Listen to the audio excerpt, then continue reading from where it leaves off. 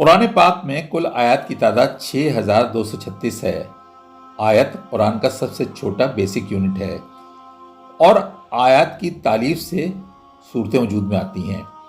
कुरान पाक में सूरतों की तादाद 114 है। इसमें 86 मक्की और 28 मदनी हैं। कुरान पाक में 558 रुकू हैं। रुकू रकात से बना है। एक रकात में जो मुनासिब हिस्सा पढ़ा जाता है जिससे मजमून भी मुकम्मल हो जाता है, इस हिस्से को रुकू कहते हैं। और एक बड़ी तकसीम मंजिल या हिस्ब की है जो कि 7 हैं।